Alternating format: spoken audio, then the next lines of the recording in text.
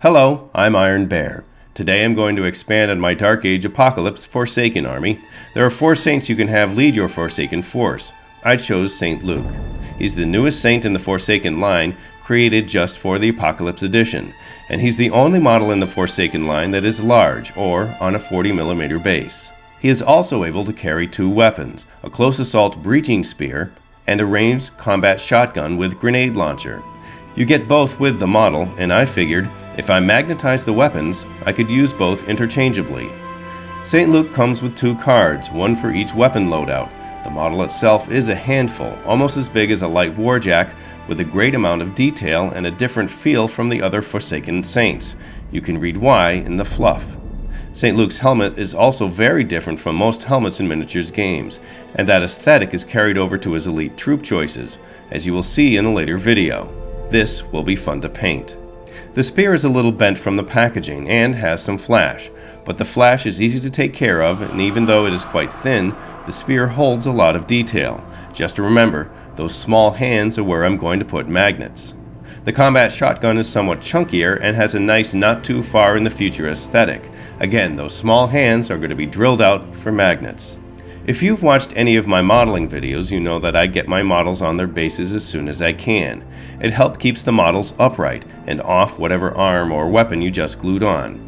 If you haven't seen any of my videos, well, now we know. And knowing is half the battle. I picked up 100 1/16" magnets from AmazingMagnets.com for just a few bucks.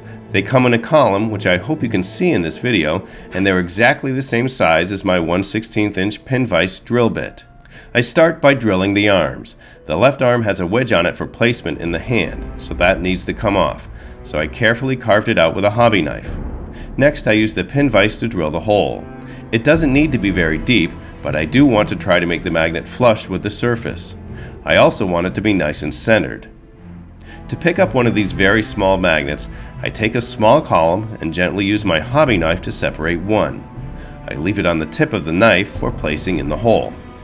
Next, I put some glue in the hole. I have some trouble putting on too much glue with this glue tip, so I have to dab some away. Then I place the magnet in the hole and wipe away the extra glue with a wood popsicle stick. Keep metal instruments like hobby knives and files away from the magnet until the glue is good and set, or you'll be doing this again and again. While that glue is drying, I'll do the other arm and place the magnet the same way.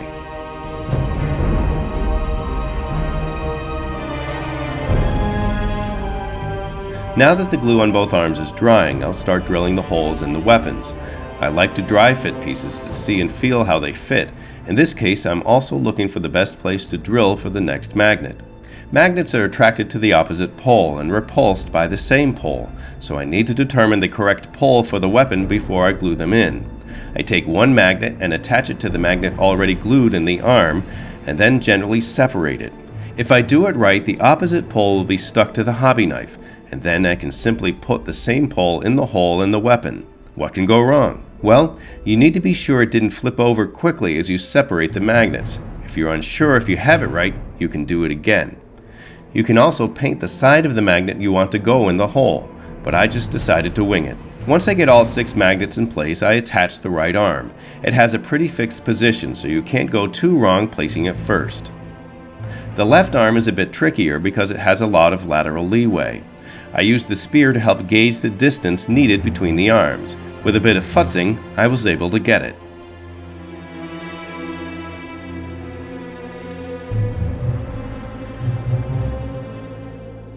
Now I have a St. Luke who can switch weapons between games. Perhaps they can come up with rules so I can switch weapons during the game.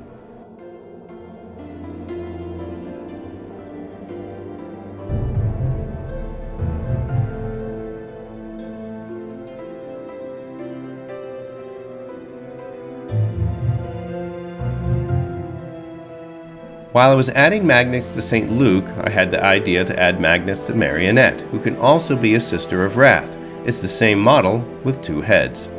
They are unique individuals who can be taken with a St. Luke's force. Sisters of Wrath carry a stun baton, and for 20 extra points, you can upgrade to Marionette herself, who has a few extra abilities. Both the St. Luke and the Marionette models are new to Dark Age and show what their sculptors can do. This model is anything but chunky like the Banes I reviewed earlier, but even with its small mass, they've done a good job sculpting detail. First, I drill a hole in the neck to place the magnet.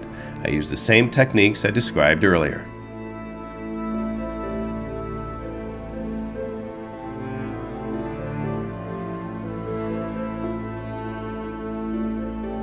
The hardest part is drilling into the heads.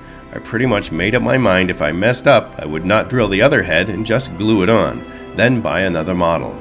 But with some effort, I got a pretty straight hole for the magnet. While I waited for the glue to dry on the body, I placed the model on its base. The base included with this model has a wider slot than the ones I got with the Banes and coils, so the model fits a little too loosely. With some attention and one episode of gluing it to my table, I got it to stand. After the glue dried on the magnets in the neck, I placed the magnets in the heads and they worked pretty well. I wasn't as straight as I had hoped, so they have to look in a certain direction to look natural, but I'm okay with that. Finally, the right and left arms, and the very tricky cables to the stun baton. I'm sorry, but looking through a viewfinder didn't allow me the depth of vision I needed to place this piece, so I didn't get it on video.